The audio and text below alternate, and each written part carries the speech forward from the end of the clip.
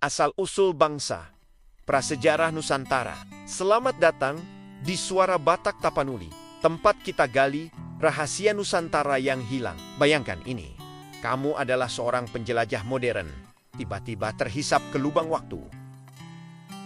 Dan saat kau membuka mata, kau tak lagi di Jakarta yang ramai. Kau berdiri di tepi sungai Ciliwung Purba, dikelilingi hutan lebat, di mana langit masih gelap oleh abu vulkanik. Ini bukan film fiksi, ini awal mula kisah kita sebagai bangsa. Hari ini, kita akan menjelajahi zaman prasejarah di Indonesia. Dari manusia pertama yang berjalan tegak, hingga masyarakat yang mulai menanam benih harapan, perjalanan ini membentuk akar kita.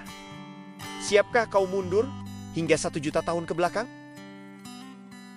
Bayangkan Nusantara Purba, sekitar 2 juta tahun lalu. Bukan pulau-pulau terpisah seperti sekarang, tapi daratan luas yang terhubung ke Asia Tenggara Sundalan. Permukaan laut naik turun mengikuti zaman es, menciptakan sungai deras, hutan tropis raksasa, dan gunung berapi yang meletus seperti amarah dewa. Lingkungan ini kaya akan fauna. Ada harimau bergigi pedang, gajah purba, badak raksasa, dan burung raksasa seperti moab. Tapi bahaya selalu mengintai. Banjir dan letusan gunung dahsyat seperti Toba yang hampir melenyapkan kehidupan 74.000 tahun lalu. Di tengah kekacauan alam ini, muncul tokoh utama cerita kita, manusia purba. Lalu, Pithecanthropus erectus atau manusia Jawa ditemukan oleh Eugene Dubois di Trinil pada tahun 1891. Tapi ia sudah berjalan tegak, menggunakan api, dan membuat alat batu kasar.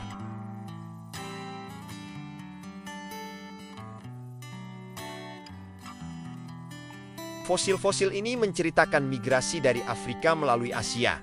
Mereka bukan Homo sapiens seperti kita, tapi leluhur yang bertahan hidup dengan gigih. Coba bayangkan, seorang Pithecanthropus, kulitnya kasar oleh cuaca, matanya waspada, memukul batu di tepi api unggun. Ia melawan badai dan binatang buas, meletakkan fondasi ketangguhan bangsa kita.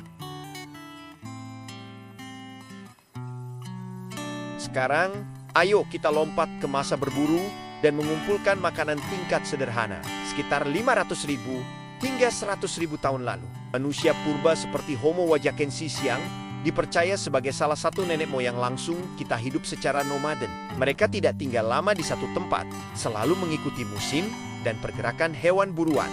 Alat mereka, kapak genggam dari batu kali, serpihan tajam untuk menguliti rusa, dan tombak kayu. Di gua-gua seperti Gua Citaring, Sulawesi, kita temukan sisa api unggun dan tulang hewan, bukti bahwa mereka sudah memasak daging dan berbagi hasil buruan. Bayangkan sebuah kelompok kecil, mungkin 20-30 orang, berpindah-pindah di hutan Kalimantan Purba. Para pria berburu babi hutan dengan perangkap sederhana, sementara para wanita mengumpulkan buah beri dan akar-akaran. Anak-anak belajar melempar batu untuk berburu. Kehidupan sangat keras. Sekitar 80% dari mereka mungkin meninggal sebelum usia ke-30. Namun, solidaritas mereka, kuat mereka saling menjaga, menceritakan mitos di sekitar api unggun untuk mewariskan pengetahuan. Tapi seni sudah mulai lahir. Lukisan tangan berwarna merah di dinding Gua Liang Tebing, Kalimantan, yang berumur 40.000 tahun, menjadi tanda awal kreativitas mereka. Waktu terus berlalu, es mencair, dan permukaan laut naik. Lahirlah masa berburu sekitar 40.000 hingga 10.000 tahun lalu. Manusia modern, Homo sapiens, datang dari Asia Selatan melalui Sundalan. Mereka lebih cerdas, mampu membuat panah beracun, jaring ikan, dan perahu sederhana.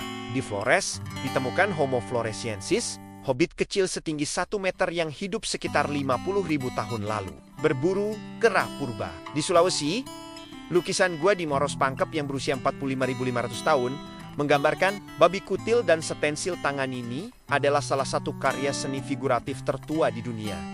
Setara dengan lukisan di Lascaux, Prancis, ini adalah puncak adaptasi. Mereka sudah mengenal musim tanam liar, obat herbal dari dedaunan, dan ritual pemakaman sederhana dengan kerang sebagai hiasan. Seorang pemburu hobbit di liang gua, Flores, melempar batu ke arah burung raksasa. Atau sebuah kelompok di Sumatera menggambar binatang di dinding gua sebagai doa untuk panen yang melimpah. Ini adalah masa transisi bertahan hidup menjadi berkreasi. Lalu, tibalah sebuah revolusi besar, masa bercocok tanam, yang dimulai sekitar 10.000 hingga 4.000 tahun lalu pada zaman Holosen. Es telah mundur total. Iklim menjadi lebih hangat dan stabil. Dari Formosa Taiwan melalui Filipina, datanglah bangsa Austronesia gelombang pertama, nenek moyang Melayu. Mereka membawa talas, ubi, padi liar, serta hewan ternak seperti ayam dan babi. Di Sulawesi dan Jawa, ditemukan kapak persegi yang mengkilap. Hasil polesan halus inilah alat bercocok tanam pertama. Sebuah desa permanen di pesisir Jawa Barat. Rumah panggung dari bambu, ladang berundak di lereng gunung. Para wanita menanam padi dengan cangkul batu, sementara para pria membuat sistem irigasi sederhana. Populasi meledak dari ribuan menjadi puluhan ribu. Gerabah hias mulai muncul. Seperti yang ditemukan di situs Buni, Jawa Barat, pot-pot dengan gambar geometris untuk menyimpan biji-bijian. Ini adalah awal dari masyarakat agraris. Ibu rumah tangga mengelola ladang, sementara ayah membuat perangkap ikan. Ritual panen dengan tarian mulai dilakukan sebuah tradisi suku Dayak atau Toraja hari ini. Mereka juga mulai percaya pada roh alam dan menggunakan batu suci sebagai pelindung panen. Ketika matahari terbit lebih tinggi, kita memasuki zaman logam dari 2500 sebelum Masehi hingga 1 Masehi. Pengaruh kebudayaan Dongson dari Vietnam membawa teknologi tembaga dan besi.